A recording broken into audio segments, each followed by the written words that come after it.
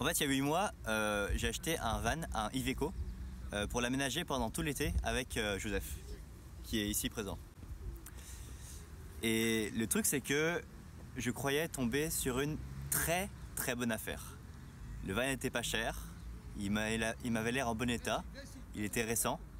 Et du coup, moi, je me suis dit, il faut vraiment que je perde pas sur l'occasion, que je saute sur cette occasion et que j'achète directement pour le ramener et pour commencer l'aménagement. Mais bon, après quelques mois, on s'est rendu compte qu'il y avait quelques problèmes et on vous raconte ça dans une vidéo qu'on a tournée 4 mois après avoir acheté le van. En fait, on avait parlé avec un pote de mon père et en fait, il nous a dit que c'est quand même important de bien vérifier le moteur et tout ça parce que en fait, on n'est même pas allé voir un garage. Et en fait, on s'est dit que c'est quand même important qu'on vérifie bien tout et quels sont les risques parce qu'en fait, au niveau du moteur, on a juste la pollution qu'on avait déjà avant, mais là, ça s'est un peu aggravé. Moi, je pense que c'est à cause de l'huile qu'on a mis un peu en trop. Ouais. Normalement, ça devrait aller. On va faire la vidange d'ici peu. Mm. Et après aussi, c'était en fait la boîte de vitesse qui bug sur la 4e vitesse et sur la marche arrière. Et du coup, on s'est dit qu'on va quand même aller vérifier pour avoir plus de connaissances déjà, pour en savoir plus sur ça et avoir l'avis d'un expert. Du coup, j'ai appelé Iveco et en fait, il était hyper sympa le mec, hyper accueillant. Il m'a dit viens passer au garage.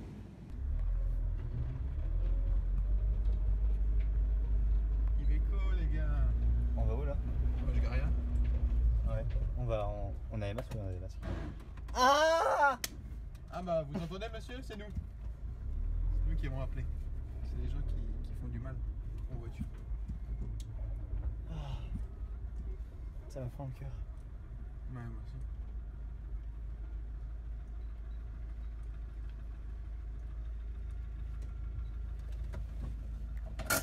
On a un copain là. T'as vu comment il est vieux? Il est vieux ce copain. C'est un vieux copain. Il est plus. Du coup il a roulé avec, il nous a dit plein de trucs, plein de conseils, hyper constructifs. Et du coup Il nous a dit que la boîte de vitesse était pétée. La boîte de vitesse, c'est tout ce qui permet à l'embrayage. En fait, c'est ce qui permet à la voiture d'avancer. C'est comme dans un vélo, les pignons et les plateaux. Bah, c'est pareil dans une voiture, c'est beaucoup plus compliqué. Et en gros, il nous a dit qu'elle était pétée, il fallait la remplacer si on voulait qu'il y ait plus ce problème-là. Sauf qu'une boîte de vitesse neuve, ça coûte 1500 €. Et là, Sans les réparations, juste la boîte. Ouais, sans la main d'œuvre. Et là, on s'est senti un peu baisé quoi. Ouais. Et de toute façon, en fait, Martin, du coup, il a eu la bonne idée de le rappeler, le mec, parce qu'on avait oublié de poser la question. Et en fait, on lui a demandé si on peut rouler avec. Est-ce que si elle casse, est-ce qu'elle va endommager d'autres trucs? Ou si on roule avec Ou comme si on ça. roule avec comme ça, est-ce qu'on endommage d'autres choses? Et en fait, il nous a dit, il n'y a pas de souci. En fait, si on casse un truc, si on doit casser un truc, c'est que elle qu'on va casser. Du coup, en fait, on s'est dit, bah tant mieux, on roule avec, dès qu'elle est pétée, on n'aura pas le choix de l'acheter. Ouais, c'est ça. Du coup, après ce passage chez Iveco, on était assez perplexes. On voit très bien dans la vidéo qu'on était vraiment pas bien ce jour-là. Et du coup, ça a pas mal, ça nous a pas mal fait réfléchir. Mais bon, après, on s'est dit, ok, on est focus, on aménage le van, on s'en fout, on verra ça après. On verra bien comment ça se passe. C'est quelques petites réparations, ça va aller et tout ça. Et maintenant, on est le dimanche 18 avril. Et on est au moment où il faut faire les réparations. Du coup, ça amène beaucoup de problèmes et on commence à voir les factures. Vas-y Martin. C'est-à-dire que ce van, on l'avait acheté 3250 €. C'est ce qui est un bon prix pour un van qui avait 240 000 km datant de 2009. Et on s'était dit que les réparations de ce van n'allaient pas forcément nous coûter énormément cher. À la limite, peut-être 1000 € de réparation. On en était conscient parce que voilà, quand on achète un van qui a autant de kilomètres à ce prix-là, forcément il y a des réparations à faire. Mais on a été du coup chez Iveco, dans un garage Iveco la semaine dernière, pour qu'il nous fasse un devis. Et là, on s'est rendu compte du réel problème. Et ouais, je vais pas vous mentir, mais c'est quand même assez cher. Ils nous ont fait un devis à 5500 € hors taxe. Ce qui va nous remonter bien à 6000 €. 6500, ouais. 6500, ouais. Et du coup, c'est vraiment beaucoup parce que ça va faire monter le prix du van presque à 10 000 euros, ce qui est énorme. Pour un van qui a 240 000 km. C'est ça. Donc voilà, la question se pose, genre pourquoi on a fait ça, quoi. Genre comment on peut éviter ça sur le bon coin et tout, et c'est débile. Est-ce que c'était une bonne idée ou pas d'avoir acheté ce van à ce prix-là? Ouais, c'est ça, c'est parce qu'en fait, quand on a acheté le van, on était conscient de tous ces problèmes, mais on pensait pas que ça allait être aussi cher. Et c'est toujours ça le risque quand on achète un véhicule d'occasion avec autant de kilomètres. C'est que forcément, il faut s'attendre à des réparations. Quand tu achètes un véhicule qui a beaucoup de kilomètres, il faut s'attendre à payer des frais de réparation. Et dans tous les cas, une voiture, en fait, quand tu as une voiture, quand tu as un véhicule, dans tous les cas, tous les ans, il faut payer des frais de réparation, il faut payer des frais d'entretien pour pouvoir bien entretenir le véhicule.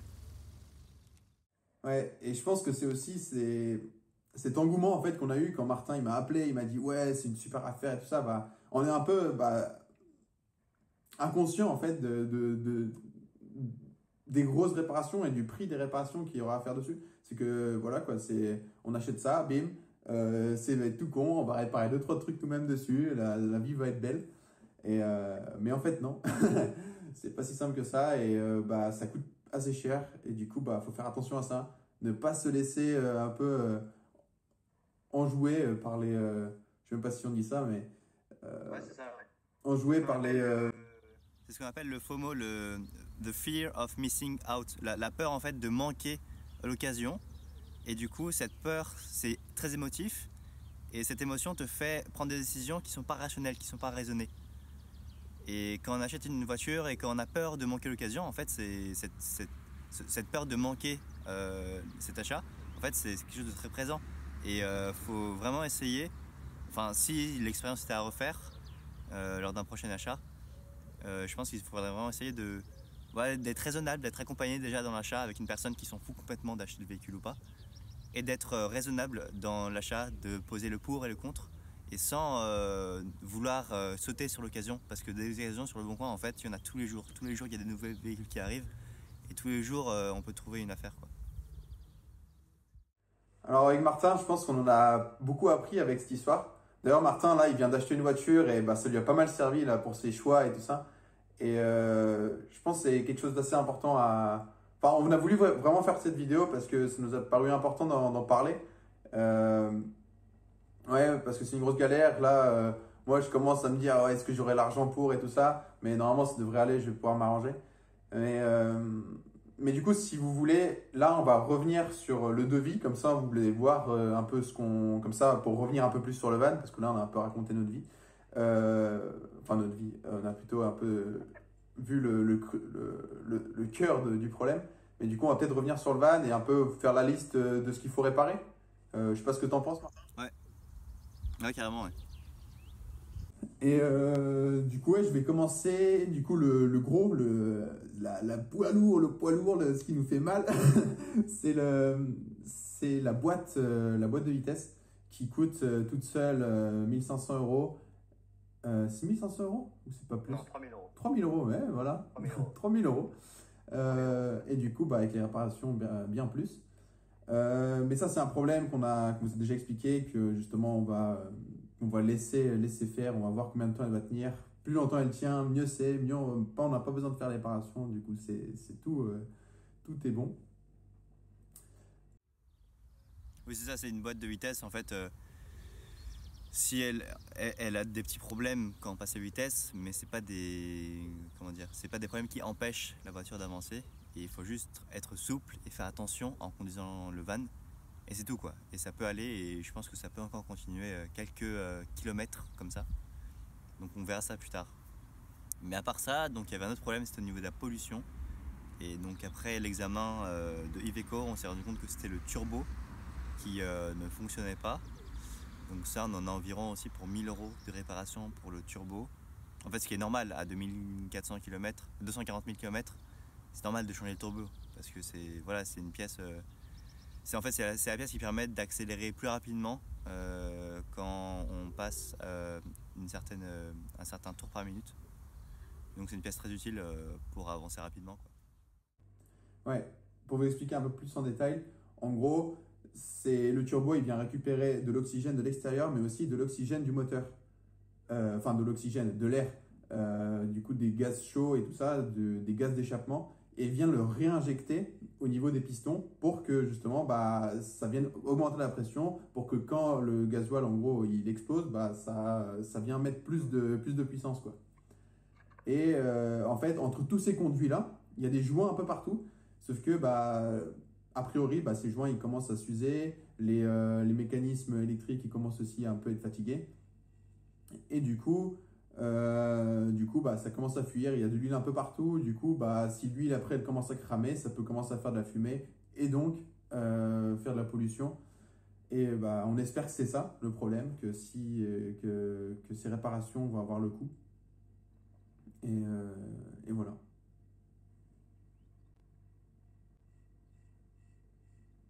Je sais pas si c'est bon là.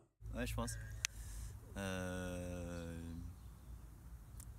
Du coup voilà, on a beaucoup appris avec l'achat de ce van et avec maintenant les réparations qu'on va devoir faire. Mais au final, je pense que, enfin voilà, les réparations coûtent cher, mais comme le prix d'achat était assez faible, on s'en sort quand même plutôt bien. C'est sûr que si vous cherchez un van ou un véhicule d'occasion, n'hésitez pas à mettre au départ un peu plus cher à l'achat pour éviter à devoir faire tous ces frais par la suite, même si vous devrez les faire si vous gardez le véhicule pendant X années, parce que à 200 000 km, il faut forcément faire des réparations, à 250 000 km, il faut forcément faire des réparations. Et voilà quoi, donc nous on reste quand même content de notre achat et tout ce qu'on a pu faire avec ce van déjà. Joseph, je te laisse finir. Oui, juste une petite phrase. C'est important quand on achète un véhicule, c'est de voir son historique. Et nous, on l'a pas vu. C'était notre erreur de ne pas avoir vu l'historique de la voiture, de moteur, de tout ce qui a été fait dessus. Et voilà, c'est important de le savoir. Et bah, merci de nous avoir écouté. Cette vidéo, elle est un peu en dehors. Je sais pas si ça va vous plaire ou si ça va vous faire chier. mais voilà, c'est un truc qu'on voulait vous dire. Et bah, à samedi prochain pour une super vidéo. Elle va être bien, je pense, et avec un nouveau micro. J'espère que vous allez aimer.